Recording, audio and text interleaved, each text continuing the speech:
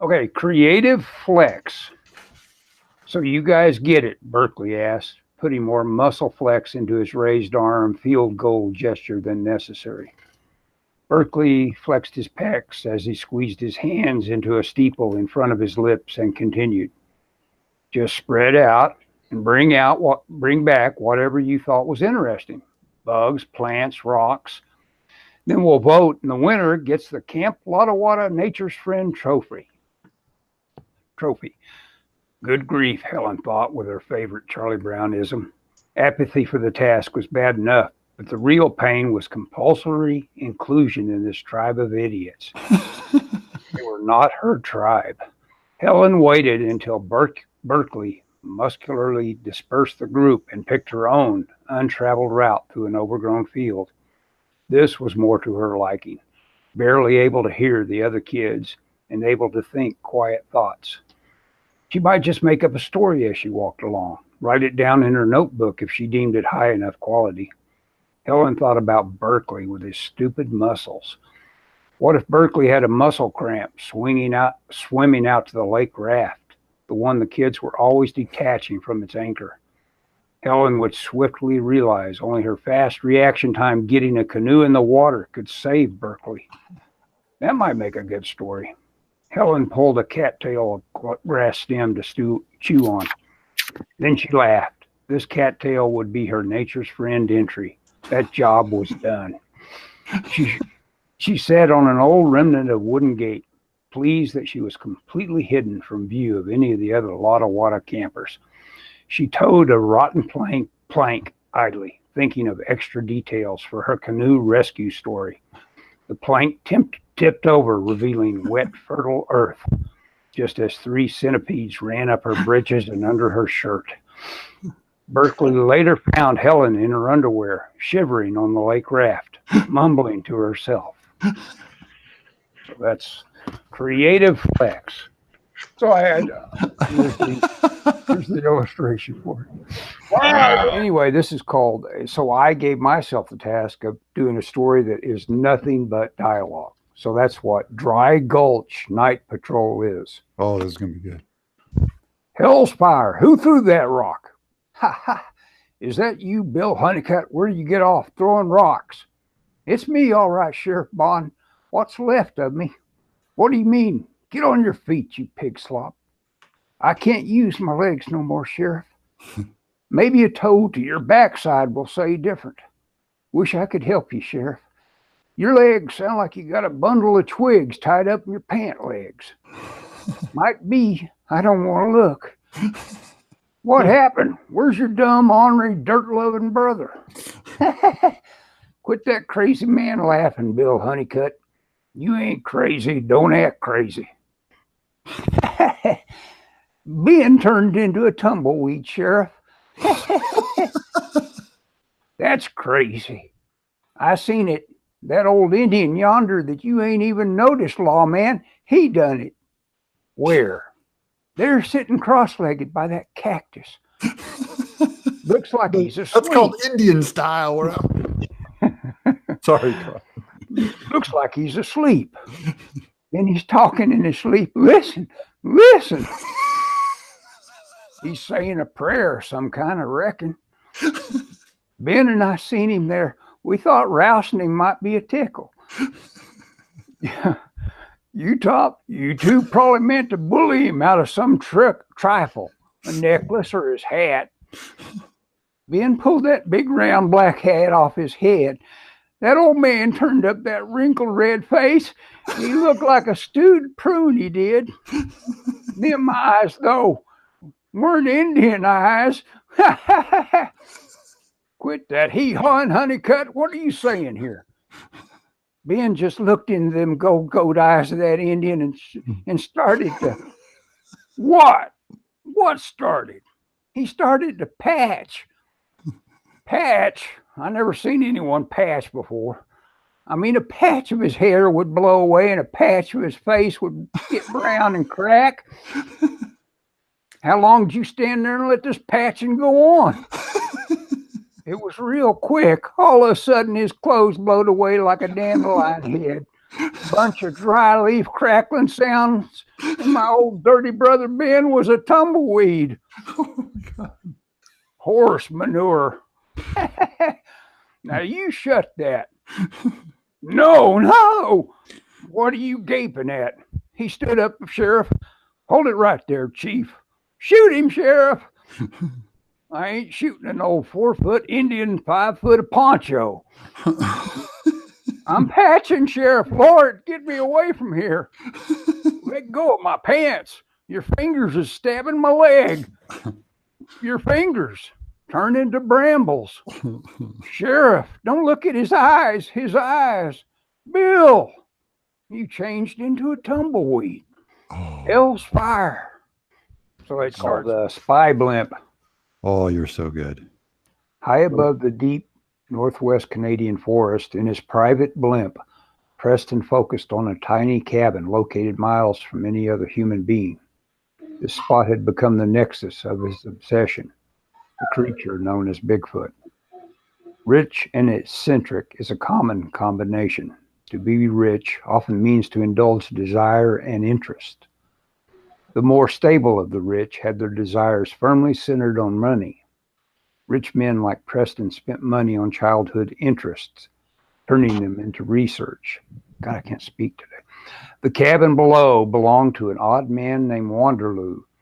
Preston believed Wanderloo could lead him to Bigfoot. Preston took 2 security men to visit Wanderloo at his cabin and were rebuffed with a violently brandished axe. They were faced with shooting the madman or retreating. They retreated, and Preston arrived at the idea of the blimp.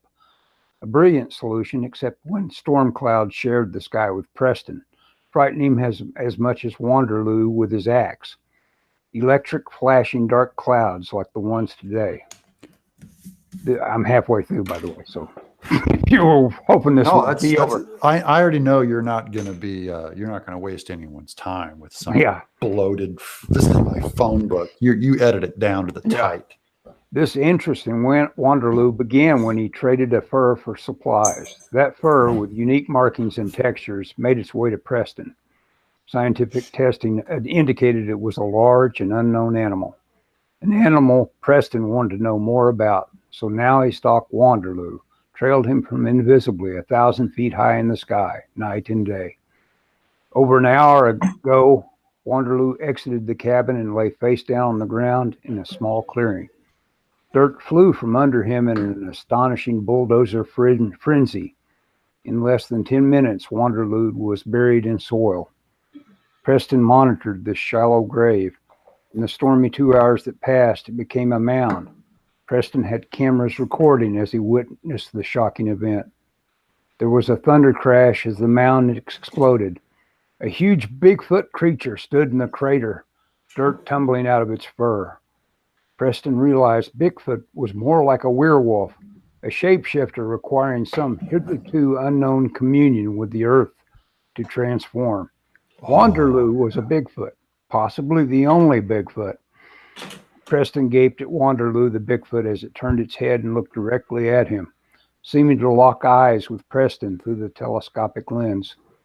Pointing skyward, it moved its fanged jaws in apparent speech, just as a pitiless, sky-shattering lightning bolt blew up the blimp and Preston. That's it. There's a sky. Free cat. You have a cat for adoption? A black Bombay? Jean asked, not sure if the party was still on the phone. Yes, I have a cat. However, it must be adopted. The high male voice paused before adding, as is. Goodness is. All right, I'm going to quit acting, okay? No, it's so good. Okay. No, because you did the squeaky voice. I go, okay, it's a woman. And then you go, the high-pitched man said. Okay. Goodness, is there something wrong with it? Jean clicked through a mental list of maimed, and deficient variations of cat. Blind, one-eyed, 3 legs. Nothing is physically wrong with it. The high voice attempted no reassurance, just a flat statement of fact. What then? Behavior issues? No, nothing like that. Jean wondered during the pause if the moving, need-find new home for Black Bombay cat advertiser with the high voice was actually going to wait for her to ask. Then what? The high voice said, "It's cursed." Jean now paused before her chuckled response. "Are you serious?" Oh, yes. And anyone that takes the cat has to understand this and take the cat of their own free will. I have to make that clear. Otherwise, I can't be rid of it." Well, Jean said slowly as a preface to saying thank you and good luck. "You see, a witch gave me the cat to me. Oh, she told me I could never be rid of it unless I told the next," he paused, choosing an odd word, "recipient about the curse and the nature of the curse." Jean explained her simple need. "I have my own black Bombay and I want a playmate for my cat." The high voice was thoughtful in response. "It's not terribly playful. Most of the time it just stares at you." Then, with his first real attempt at salesmanship, he squeaked, "It doesn't eat a lot." "Are you going to tell me the nature of the curse?" Jean asked. "Oh, I have to. Otherwise, there's no point. It would reappear wherever I am, and I would continue to live with the curse." "Okay," Jean said, knowing she would regret not learning about the curse. "You see, the witch explained the advantages of the cat first. It's why I sought her out." "How do you seek out a witch?" Jean was compelled to ask. "Actually, I ran an ad on this same website." Then he piped, "Please let me finish. I wanted a charm, a talisman of... Oh, here, I gotta add. I wanted a charm, a talisman of luck that could attach itself to my work. I'm a stockbroker, you see. I just lost a painful amount of money, and the ad was just a nonsense lashing out against a cruel world. The wording was childish and self-pitying." The thoughtful high voice trailed off again. During this pause, Jean said, "I think I understand." A quavering high voice resumed, "What you have to actually understand is that although the cat will bring you great luck and fortune, you also must," the voice paused with a sigh before saying, "eat whatever vermin the black monstrosity brings to you." Oh, it's a skilled little killer. "Goodness, that's terrible," Jean said, and added, I suppose it must be awful." "Yes. Are you at all interested?" "Well, sorry, no." She could not imagine any face-to-face transaction with a strange person. Sounding tired, the high voice said, "Fine, I have to go now." He suddenly screamed in an ear-splitting air raid siren voice, "It's lunchtime!" Bottom, but maybe some more. Oh, here we go. He is waiting. He assumed they were watching him. Were his posture and mannerisms damning him? How does a guilty man act? He had read somewhere that guilty people in police interrogation rooms often took naps. Their guilt caused a relaxation and acceptance. But this was no interrogation room. His guilt wouldn't lead to a lazy nap. This room consisted of the red hardwood chair he was sitting in, a red carpet floor, and two red doors facing each other 20 feet apart. The red door he had entered quietly latched as it closed. It was pointless to check if it locked. He had nowhere else to go. The other red door looked like it might be hot to the touch. It had no knob or handle. Instead, it had a shallow inset, hinting it would slide aside like a closet door. A dark angel, gender unknown, maybe unknowable, waited on the other side of the sliding door. He would either get a new assignment or he would face some final fate. Prayer was no longer allowed him. He became ill the moment his mind strayed to prayer. Aversion therapy for the damned was how he thought of it. His assignment had been to aid an evil man called Toad commit a large-scale act of violence. Instead, he had brained the foul-smelling Toad, killing the evil man, calling the police to aid the still living victim of the Toad. Those impulsive actions led to this frightening limbo appointment in the Red Room.